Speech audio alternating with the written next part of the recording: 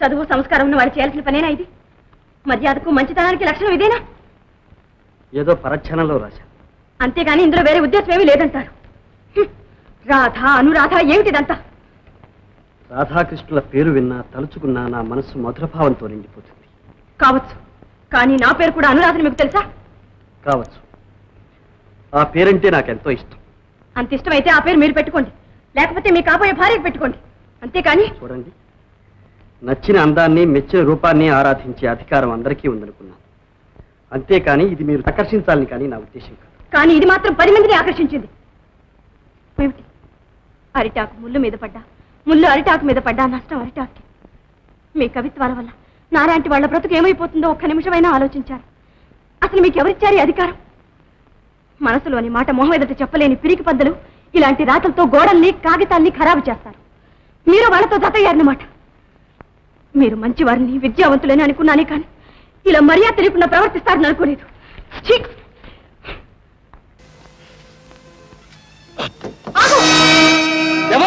నేనెవరో తెలీదా? ఇంతలోనే మందమరపా? నువ్వా? ఇక్కడికి ఎందుకు వచ్చావు? నువ్వు వీళ్ళని బంధించడం ఊరందరికీ తెలిసిన రహస్యమే. వాళ్ళని రక్షించడానికి వచ్చాను.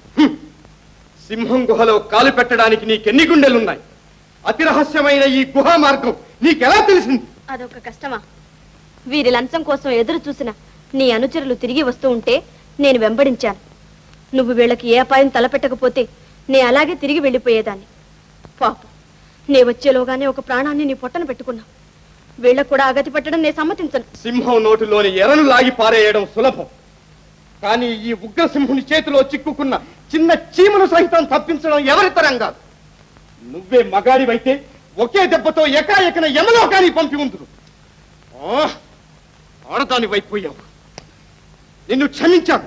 నా ఎదుటి నుంచి వెళ్ళిపో, వెళ్ళిపో. అంత హడలెత్తి పారిపోవడానికి నేను నీలాగా దొంగను కాను. సమయం వస్తే మాన ప్రాణాలు కాపాడడానికి సాహసం చేసే వంశంలో పుట్టిన తెలుగు బిడ్డను. ఆనాడు నీవు నాకిచ్చిన మాట దాటవేమోనని అడుగుతున్నాను. ఏ మాట్లాడమే జ్ఞాపకం లేదా? ఒక్కసారి ఆలోచించి చూడు.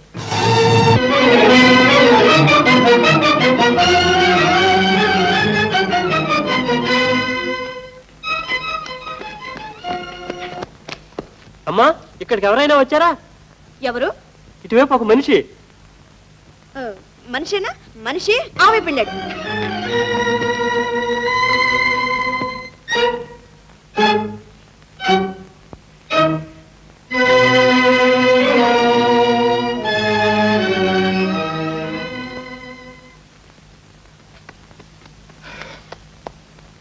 అమ్మాయి, ఆపదలో కాపాడిన నీకు ఎలా ప్రత్యుపకారం చేయాలనో తెలియడం లేదు. నీకేం కావాలన్న కోరుకో. నువ్వెవరవయ్యా? నన్నే ఎరగవా? ఉగ్రసింహం. బాబాయ్! అమ్మాయి ఆగు, నీకెలాంటి అపకారం చెయ్యను. ఇలా రా. ఎందుకు? నీవు చేసిన ఈ ఉపకారానికి కావాలంటే నా ప్రాణాన్నైనా ఇస్తాను. నీకు ఎప్పుడు ఏం కావాలన్నాడు తప్పక చేస్తాను. అవును, నిజమే. ఈ ఉగ్రసింహుడు ఇంతవరకు ఆడి తప్పలేదు, ఇక మీదట తప్పడు. నేను సహాయం చేస్తానన్నది నీకు. కావాలంటే నీకోసం నా ప్రాణాలైనా ఇస్తానన్నాను, కానీ వీళ్ళ కోసం కాదు. చూడమ్మాయి, ఇది నీకు సంబంధించిన విషయం కాదు. నువ్వు వెళ్ళు. ఉగ్రసింహ, నీ పేరు చెప్తే నిద్రపోయే పసిపిల్లలు కూడా తుళ్ళి పడతారు. కానీ నువ్వు ఇచ్చిన మాట తప్పించుకోవడానికి తప్పుడు ఎత్తులు ఎత్తుతున్నావు. నీకు సిగ్గు లేదు? ఇదేనా నీ పౌరుషం? ఇదేనా నీ ప్రత్యుపకారం? ఉండుండి నీలాంటి వాడికి చేశానే ఉపకారం. నువ్వు ఒక మనిషివేనా? నేను వస్తాను. అమ్మాయి ఆగు. నీ ఇష్ట ప్రకారమే వీళ్ళిద్దరిని విడుదల చేస్తున్నాను.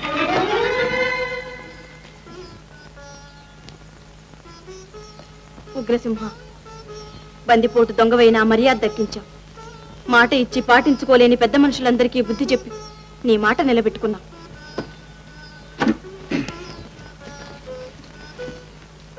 నా కృతజ్ఞత నీకు ఏ విధంగా తెలపాలో తెలియటం. ధైర్య స్థైర్యాలను ప్రతిబింబించే నీ ముఖం చూస్తే చావును సైతం సంతోషంగా సత్కరించగలమనే ఆశ కలుగుతోంది.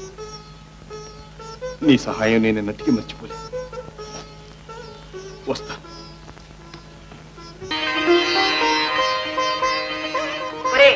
రమణ, ఏ రాధి, నిద్ర లేచారా? ఇంకా లేదా? లేవండి లేవండి. తమ్ముడు అంపిలుస్తుందిలే. ఇంకా మంచాలు పట్టి నిలుస్తున్నావా? అమ్మా వెళ్ళి మొహాలు కడుకోండి పడి తీసుకెళ్ళి. సుమతి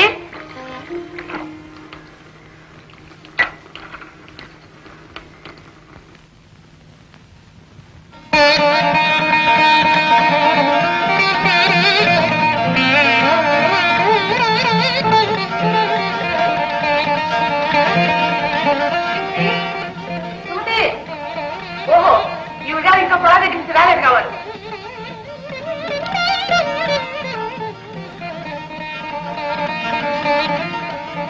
ఏమండి ఏమండి ఒకసారి ఇలా రండి. ఏమైంది? ఇంకేం కావాలి? అది చూడండి మీ ముద్దలు చెల్లెల్ని. కొడాయికి నీళ్లు పట్టుకు రమ్మంటే నడి బజార్లో నిలబడి సంగీతానికి ప్రాణం వేస్తుంది. అంతే కదా, దానికి సంగీతం అంటే ప్రాణం. చిన్నప్పుడు పాట పాడితే కానీ అది నిద్రపోయేది కాదని మా అమ్మ చెప్పింది. ఆహాహా అమ్మ చెప్పిందట అమ్మ. మరి మీ అమ్మ ఏం చెప్పిందో? మా అమ్మ ఏం చెప్పిందా? దాని ఖర్చు నీలాంటి వదిలే దొరుకుతుంది అని చెప్పింది.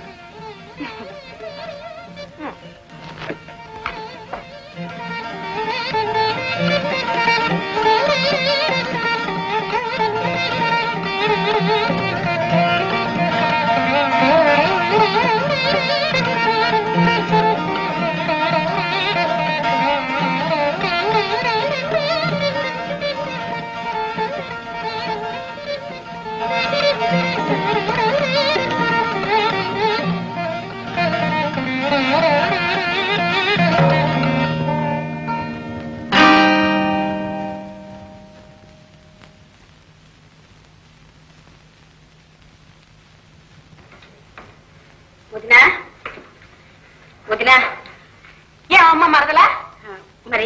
మరేమో ఏమిటా నసుకుడు పుట్టి చెట్లతో వచ్చావు? పిండేది అదే వదినా. దారిలో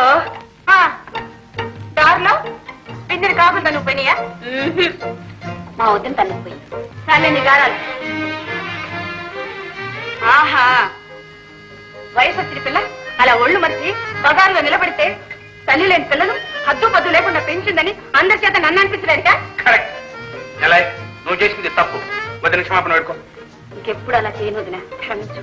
చాలే నన్ను పిచ్చదాన్ని చేసి అన్నా చెల్లెళ్ళు ఇద్దరు ఏడిపిస్తున్నారు.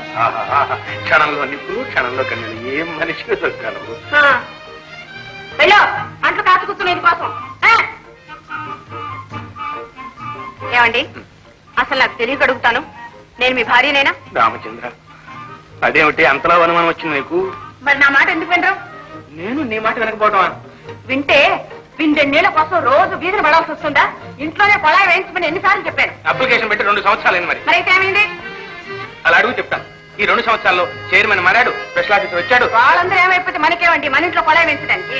వాళ్ళ పదవులు కాపాడుకోవడానికి టైం లేకపోతే కొళాయి ఎక్కడ వేయిస్తారే? ఏమిటి కబుర్లు మాత్రం చెప్తారు కడుపు నిండేలా. ఓహో అంటే తమ కడుపు నిండిందన్నమాట. మరి మా సంగతి ఏమిటి?